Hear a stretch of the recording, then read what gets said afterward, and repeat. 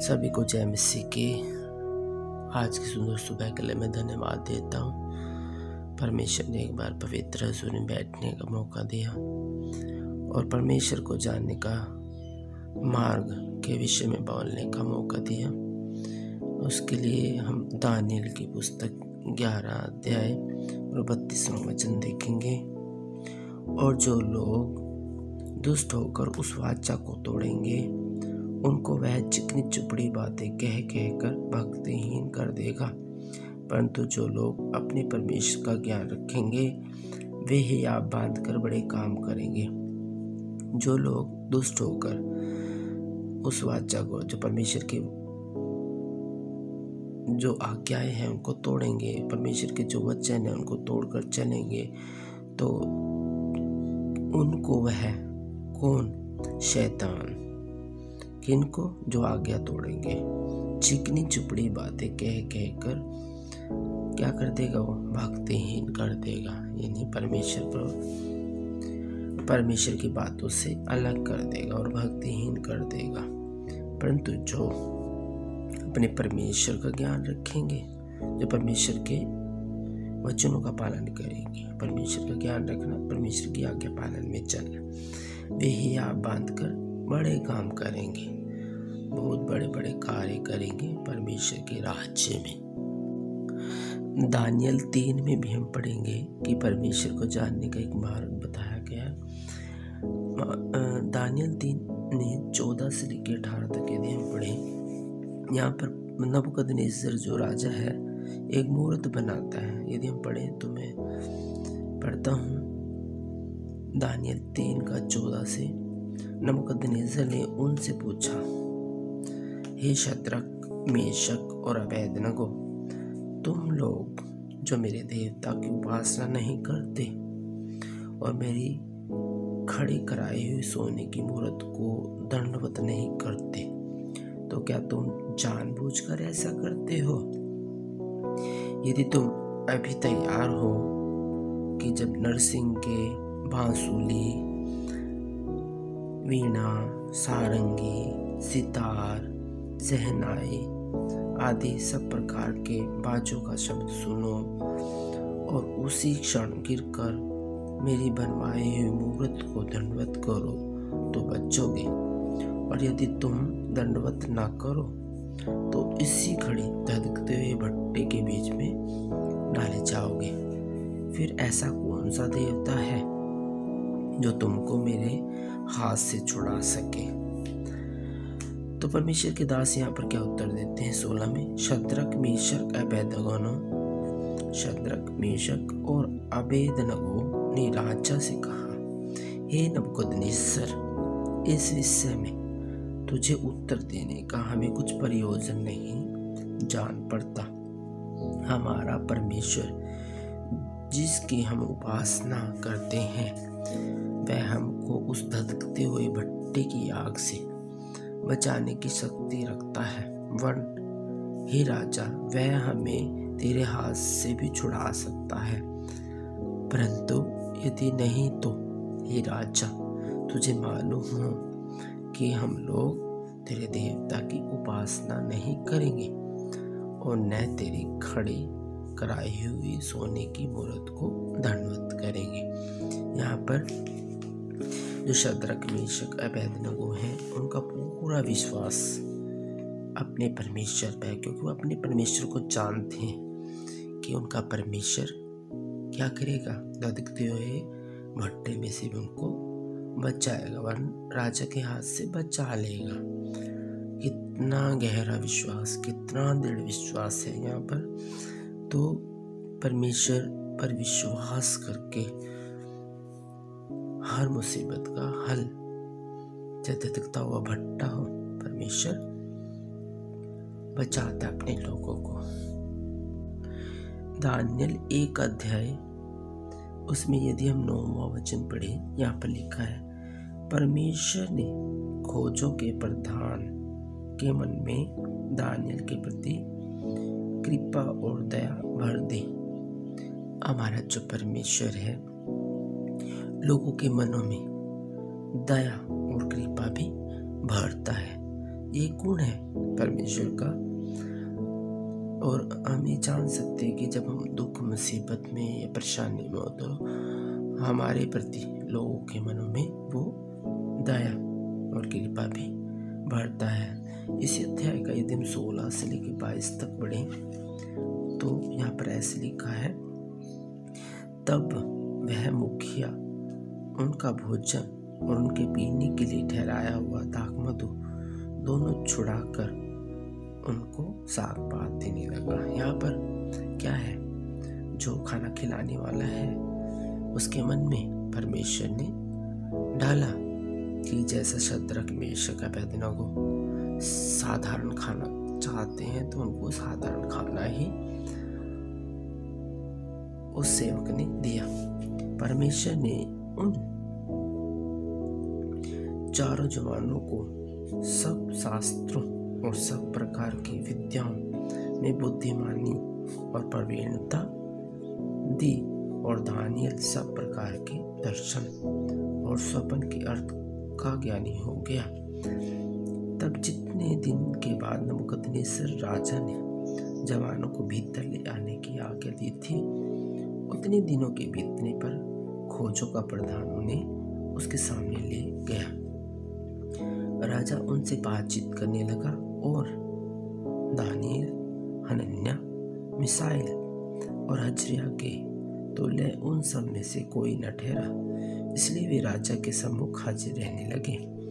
बुद्धि और हर प्रकार की समझ के विषय में जो कुछ राजा उनसे पूछता था, उसमें से राज्य भर के सब ज्योतिषियों और तंत्रियों से 10 गुण निपुण ठहरते थे।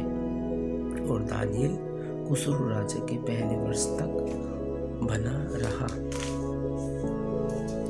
यहाँ पर हमने देखा कि परमेश्वर अपने लोगों को कैसे तैयार करता है।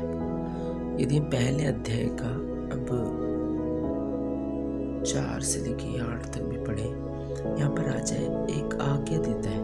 क्या आज्ञा देता है कि जो निर्दोष, सुंदर और सब प्रकार की बुद्धि में प्रवीण और ज्ञान में निपुण और विद्वान और राज मंदिर में हाजिर रहने के योग्य हो, उन्हें कसदियों के शास्त्र और भाषा की शिक्षा दे। राजा ने आज्ञा दी कि उसके भोजन और पीने के दाखमधु में से उन्हें प्रतिदिन खाने पीने को दिया जाए। इस प्रकार 3 वर्ष तक उनका पालन पोषण होता रहे। तब उसके बाद वे राजा के सामने हाजिर किए जाएं। उनमें यहूदा की संतान से चुने हुए दानियल, हनन्याह, मिसाइल और अजर्याह नामक यहूदी थे। खोजे के प्रधान ने उनके दूसरे नाम रखे, अर्थात दानियल का नाम बेलतशस्सर, हनन्याह का नाम शद्रक, मिसाइल का नाम मेशक और अजर्याह का नाम अबेदनगो रखा। परंतु दानियल ने अपने मन में ठान लिया कि वह राजा का भोजन खाकर और उसके पीने का दाखमधु पीकर अपवित्र न होए। इसलिए उसने खोजों के प्रधान से विनती की कि उसे अपवित्र होना न पड़े। यहाँ पर परमेश्वर कैसे अपने लोगों की प्रार्थना सुनता है और वहाँ जो खाना खिलाने वाले होते हैं उनके मन में डालता है कि उनको वैसा ही खाना खिलाया जाए साधारण। यदि हम अध्याय 3 में 22 से लेकर 26 तक पढ़ें, यहाँ पर भी परमेश्वर के वचन में ऐसे लिखा है कि कैसे परमेश्वर को जानने का एक अच्छा मार्ग है। 3 का 22 से लेके, वह भट्टा तो राजा की दृढ़ आज्ञा के कारण अत्यंत धधकाया गया था। इसी कारण जिन पुरुषों ने शद्रक, मेशक और अबेदनगो को उठाया वे ही आग की आंच से जल मरे, और उसी धधकते हुए भट्टे के बीच से 3 पुरुष शद्रक, मेशक और अबेदनगो बंधे हुए फेंक दिए गए। तब नबूकदनेस्सर राजा अचंभित हुआ और घबराकर उठ खड़ा हुआ और अपने मंत्रियों से पूछने लगा, क्या हमने उस आग के बीच 3 ही पुरुष बंधे हुए ने डलवाए थे। उन्होंने राजा को उत्तर दिया, हाँ राजा, सच बात है। फिर उसने कहा, अब मैं देखता हूँ कि 4 पुरुष आग के बीच खुले हुए ढेल रहे हैं और उनको कुछ भी हानि नहीं पहुंची, और छोटे पुरुष का स्वरूप ईश्वर के पुत्र के स्वरूप है। फिर नबूकदनेस्सर उस धधकते हुए भट्टे के द्वार के पास जाकर कहने लगा, हे शद्रक, मीशक और अबेदनगो, हे परम प्रधान परमेश्वर के दासों, निकल कर यहाँ आओ। यह सुनकर शद्रक, मेशक और अबेदनगो आग के बीच से निकल कर आए।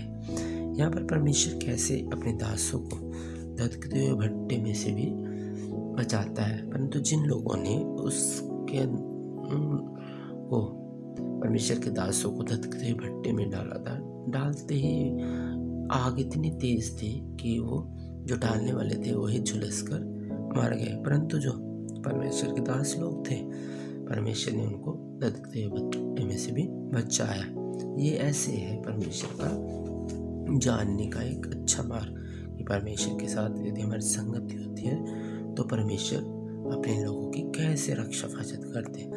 यदि हम मत्ती 10 का 16 से लेके 22 तक पढ़े परमेश्वर के विषय में, परमेश्वर को जानने का एक मार्ग, वो यहाँ पर कुछ ऐसे लिखा है। मत्ती 10 का 16 से लेके 22 तक यहाँ पर परमेश्वर के लोग कैसे संकट में रहते हैं और परमेश्वर उनकी कैसे रक्षा हिफाजत करता है।